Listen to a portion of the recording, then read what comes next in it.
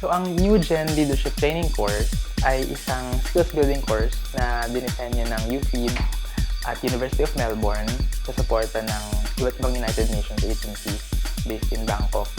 Ito ay isang skills building course focused on leadership and advocacy among young affected population. So the New Gen Training of Trainers is very helpful, lalo na sa ganitong youth. Kasi, kumbaga, na-identify talaga yung needs ng YCAP. Tapos, empowering kasi sila mismo ay encourage at trained na to reach out sa kapwa nila youth. Nakagawa siya ng parang nakapag-enlighten sa amin kasi malalabas yung mga issues from the communities, tapos yung mga makapag-enhance ng skills ng mga peer educators sa amin sa Davao City. First day pa lang ng seminar namin sa New Gen, mataas na yung impact. Ang daming magagaling na participants. Lalo na yung kanina sa discussion, talagang ang laki ng impact niya sa akin. Ang dami ko agad natutunan. So, young key affected populations, these are young people from key affected populations. So, these are young males, well-sexed males, young transgenders, young sex workers, young people living with HIV, and young people using drugs, which are basically defined according to the age. They're 50 to 24 years old, and most of them are actually minors, they're below 18 years old.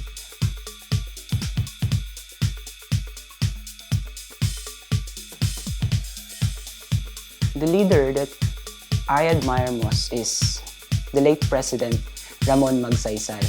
Si Mr. Celestino A. Ramirez, si Mother Nay. Mother Earth ng lahat yun sa Manila. Si Miss Evelyn Bacani, siya yung asawa ng director namin dati sa campus organization, which is Campus Crusade for Christ, ng college pa ako nun. Why? He has the heart and he has the feelings for his people. Pinakita niya sa akin yung pagmamahal sa advocasy-yang ito. Naiintindihan niya, nakikita ko kung paano niya iniintindi at kinikater ang bawat sitwasyon. Very tolerant din siya na na okay lang na may mali, okay lang na may tama. A good leader is defined which gives much more importance to the public interest before his personal interests. Why? Because a leader must serve and not to be served. He does not give actions when he himself does not put himself into that order. Nakikita natin na karamihan ng mga nasa HIV advocacy ay youth. But then, walang youth agenda, hindi youth issues yung dala-dala usually. So, ang tingin lagi, parang general HIV concern, nasaan din yung issue ng youth. So, through the New Gen Training Leadership course, in-enhance niya yung lens kung saan para mas maintindihan ng mga kabataan yung mga issues nila about themselves.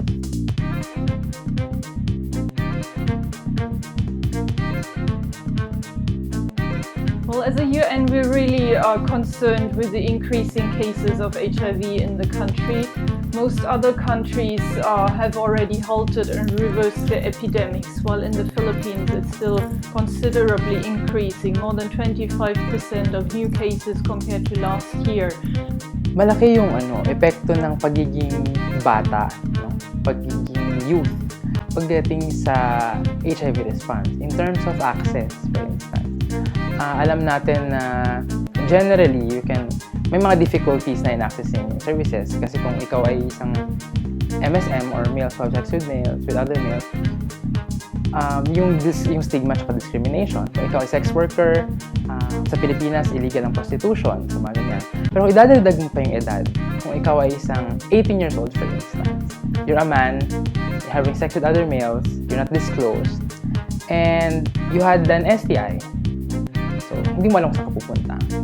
Yung 10 years old, nakikipag-sex na siya agad. 10 pa lang. Kasi nga, dun sa rural kasi siya eh. Kumbaga, hindi sila knowledgeable about this kind of sickness, mga viruses, hindi nila alam. Kaya, ang gagawin nila, since mahirap din yung community na yun, pumapatol sila dun sa mga... There were thousands of people living in Zamboanga, distinct and separated. But among those people, 53 were positive. 15 are youths. Most are MSMs and 8 are students. If we have 1,000 people and 10 are infected, are we going to wait until 999 are all in? And 1/3 of the new cases are among young people 15 to 24. And so through the new gen, we hope to have a much stronger youth response by helping young people to argue for their own cause, to go back to their communities and to strengthen the AIDS response. To sit in the local AIDS council, for example, and to say this is what we know, what works from our experience in the communities.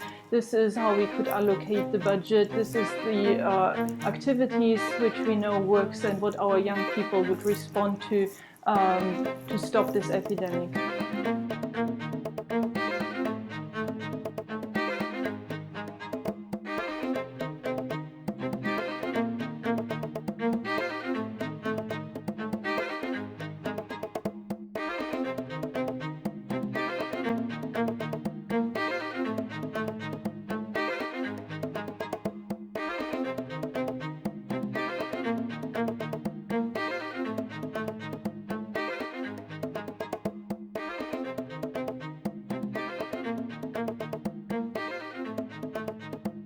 So, syempre po, at first, hindi pa ako nag-hesitate na sumali dito kasi alam ko last year na puro activity. So, ito po yung gustong-gusto namin ng mga kabataan. So, yung mga activity, lahat po mga structured learning activities. So, habang nag-activity, nag-enjoy, nag-learn. So, yun yung maganda sa New Gen training. Yun siguro yung activity na nasi-sink in sa isipan ko is yung leadership. Yung mga kabataan kasi hindi pinapakinggan yung boses. So as a leader siguro, isa na rin sa leader yung kung paano yung rapport mo sa ibang mga stakeholders, kung nandun ka sa regional, national. So kumbaga nandun is yung leadership is mapapakita mo at maibabahagi mo sa mga mataas na mga tao na para tugunan yung mga pangangailangan ng mga kabataan. Through this TOT, mas ma-evaluate pa namin kung tama ba yung pagka-process namin ng mga activity. Siguro yung leadership. Leadership is because we have our own different ways on how to handle our group. Tas yun kanina, minention nila kung paano nila i-handle yung group nila. Tas kami, so parang nakuha namin may nakuha kaming mga idea on how to handle a group in such a simplest way. It's being a facilitator, it's our big challenge to conduct this kind of training.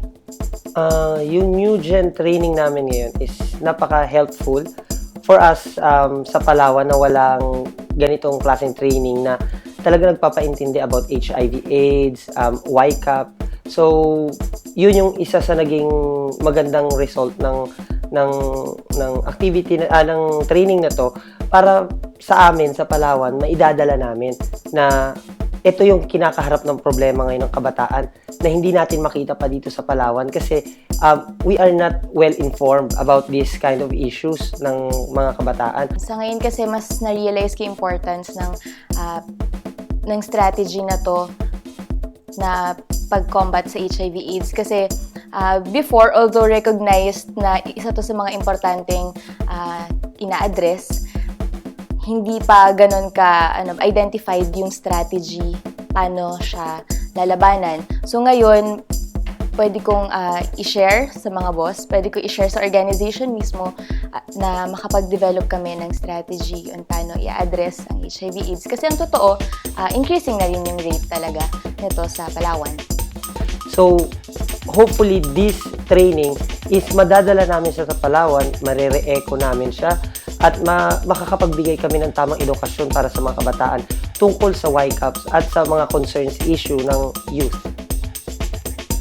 Considering that I am a Muslim, and I know the regulations of the Muslim people, they're very conservative. Of course, I just want to replenish their thinkings that it is about time to change the mindset that we have to shift to another paradigm that HIV/AIDS is of great importance to understand. Why? Because it's very alarming and is increasing, and that we have to develop a concrete actions to mitigate these problems.